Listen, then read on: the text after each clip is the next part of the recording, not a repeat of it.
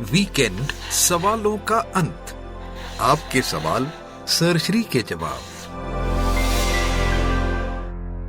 Home यज्ञ में कितना सत्य होता है, क्या उन पर विश्वास रखे, वास्तुशास्त्र पर कितना भरोसा रखे। होम यज्ञ वगैरह किए जाते हैं, अग्नि जलाई जाती है, कुछ डाला जाता है, घी जलाया जाता है, बहुत कुछ किया जाता है, तो इनमें यकीन कितना रखे। क्यों? जिन्होंने बनाया एक समझ से बनाया।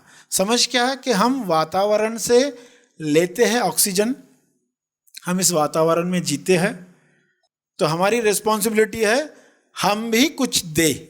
लेना देना चल रहा है, जहाँ से हम कुछ लेते हैं वहाँ कुछ हम देते हैं।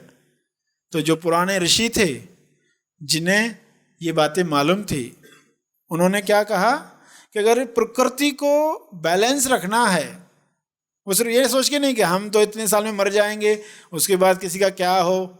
उन्होंने ये सोचा कि हमारा कार्य है कि हम इस प्रकृति को बैलेंस में रखें। तो हवन यज्ञ ये सब बनाए गए ताकि उस वातावरण से, उस अग्नि से, उस वातावरण में पवित्रता लाई जाए, शुद्धि लाई जाए। उसके अंदर जो ऐसे तत्व बढ़ रहे हैं, क्योंकि इंसान कंटिन्यूस देख रहे हैं, श्वास ले रहा है, कंटिन्यूस देखो पेड़ कटते जा रहे हैं, इतनी सारी चीज़ें जो हो रही, प्रकृति को अपने ऊपर छोड़ दिया तो खुद ही बैलेंस करती है। कैसे बैलेंस करेगी? पेड़ बढ़ाएगी, जहाँ जो आवश्यकता है उस चीज़ का निर्माण हो जाएगा, पृथ्वी से वो चीज़ें प्रकट होने लग जाएगी, वो खुद ही बैलेंस करेगी। ज़्यादा गर्मी हो गई, बारिश आ जाएगी, वो खुद ही बैलेंस करेगी।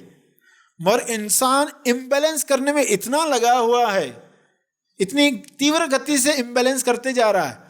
तो इस तरह की बातें लाई गई क्योंकि वे दूरदर्शिता रखते थे। जिन्होंने ये प्रथाएं बनाई वो दूर तक देख पा रहे थे कि 1000 सालों के बाद क्या होगा, 2000 सालों के बाद क्या होगा, इस तरह इंसान के अंदर ज्ञान कम होते जाएगा। उन्होंने ऐसी प्रथाएं बनाई कि ये किए जाए, हवन किए जाए, यज्ञ किए जाए, ताकि उससे वह पवित्रता, वो बैलेंस बरकरार रहे। उस अग्नि के द्वारा उन चीज़ों को जो जलाई जाती है उससे वह शुद्धता कायम रहे। तो इंसान के ऊपर वो एक जिम्मेदारी डाली गई कि भाई तुम ये करवाया करो, ये यज्ञ। फिर बाद में कैसा, उसके साथ लोगों ने और चीज़ें जोड़ना शुरू कर दी, फिर ये जोड़ दी, वो जोड़ दी, इससे ये होगा, इससे वो होगा, ये नहीं किया तो ये हो जाएगा, वो नहीं किया तो वो, कुछ डर दे दिए अज्ञान की वजह से। इसलिए फिर वो कर्मकांड मात्र रह गए। अगर सही समझ के साथ किया जाता है तो उसमें कोई हानि नहीं, वरना इंसान आज़ादी खो देता है तो इससे बड़ी हानि हो नहीं सकती। उसको कर्मकांड मान के डर रखे, अरे अभी ये तो हवन किया ही नहीं, अभी क्या होगा, अभी तो बहुत बुरा होने वाला है, सब लोग बोलते तुमने ये नहीं करवाया, ये यज्ञ नहीं करवाया, तो अभी ये तो ये हो जाएगा, तुम्हारे साथ वो हो जाएगा। ऐसे डर नहीं रखने हैं। फिर वास्तुशास्त्र पर सवाल पूछा कितना यकीन रखें, तो ऑलवेज जो बताया जाता है 10 से 15% इन चीज़ों का असर आपके जीवन पर होता है।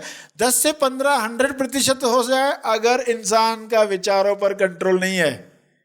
अब वो सोचे मेरे घर का दरवाज़ा गलत दिशा में है, मेरे साथ क्या होगा। अब एक घटना हुई तो अरे हाँ इसलिए ही हो रहा है, इसलिए ही हो रहा। अब ये विचार उसको टेक ओवर करेंगे, उसकी बर्बादी ला सकते हैं। दुष्ट चक्र शुरू हो सकता है। दुष्ट चक्र में नहीं फंसना है। समझो कि इनका असर 10 से 15% है। अगर आप उसका लाभ लेना चाहो ले सकते हो, मगर उससे आज़ादी नहीं खोना।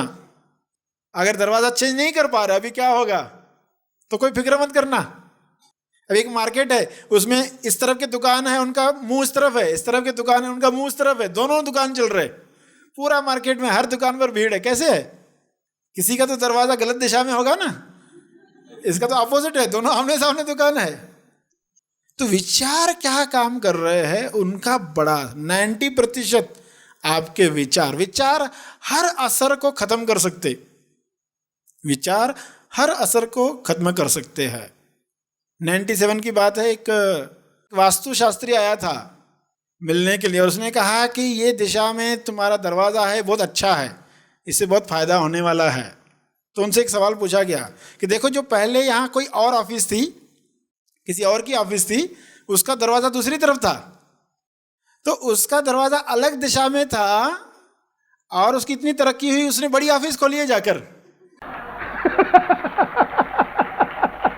तो ये कैसे हुआ? फिर उनसे सवाल पूछा गया क्या ऐसा पॉसिबल है कि घर का या ऑफिस का दरवाज़ा टोटल गलत डायरेक्शन में हो फिर भी इंसान सक्सेसफुल हुआ हो? ऐसा है क्या पॉसिबल? ऐसे लोग है क्या? बोला है ऐसे लोग, बात खत्म हो गई, बात इधर ही खत्म हो गई। यानी इस पर डिपेंडेंट नहीं है, सभी इस पर ही मान के बैठोगे खाली ये दिशाएं सही की तो सब हो गया, नहीं होगा। मूल जब तक विचारों में परिवर्तन नहीं आने वाला, जब तक वो रिसेप्टिविटी नहीं आने वाली है पॉजिटिव की तरफ, तब तक इन चीज़ों का फायदा नहीं है। सहारा मिल सकता है कुछ विचारों में परिवर्तन लाने के लिए, क्योंकि किसी ने कुछ चेंजेस लाई तो बोले अभी कुछ अच्छा होने वाला है, अब कुछ अच्छा, मैंने ये अभी अंगूठी पहन ली है, अब कुछ अच्छा होने वाला है, अब कुछ अच्छा होने वाला है। ये विचार सजेशन का असर कर सकता है, ये हेल्प कर सकता है, मगर इस तरह की हेल्प लेते लेते हम उसके गुलाम जब बन जाते हैं तो इससे बड़ा नुकसान है नहीं। जो आज़ादी को जानता है उसके एंगल से देखो कि बड़ी कीमत चुकाई, फिर आज़ादी खोकर बहुत बड़ी कीमत चुकाई, महंगा सौदा कर लिया।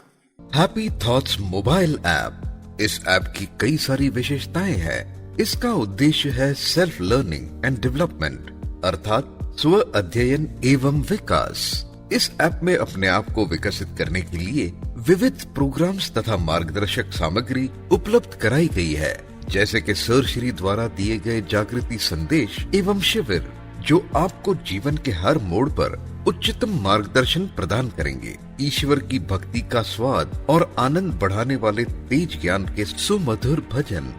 इसके साथ इस ऐप में आपको मिलेंगे सर श्री द्वारा लिए गए विविध गाइडेड मेडिटेशंस, जो आपको मानसिक और आध्यात्मिक दौलत से परिपूर्ण बनाएंगे।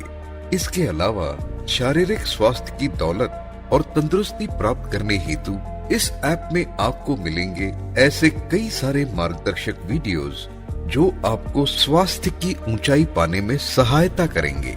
तेज ज्ञान फाउंडेशन के विविध प्रोग्राम्स तथा एक्टिविटीज की लेटेस्ट जानकारी आपको इस ऐप में मिलेगी। महा आसमानी परम ज्ञान शिविर तथा तेज ज्ञान फाउंडेशन के विविध शिविरों में भाग लेने के लिए आप इस ऐप के माध्यम से अपना रजिस्ट्रेशन कर सकते हैं। जिस शिविर या प्रोग्राम के लिए आपने रजिस्ट्रेशन किया है, उसके नोटिफिकेशंस भी आपको आते रहेंगे। इसके साथ ही daily codes, latest wisdom messages और डेली प्रेयर्स भी आपको इस ऐप द्वारा मिलेंगे। तो आइए ज्यादा समय न गवाते हुए हैप्पी थॉट्स मोबाइल ऐप को आज ही डाउनलोड करें। अधिक जानकारी के लिए संपर्क करें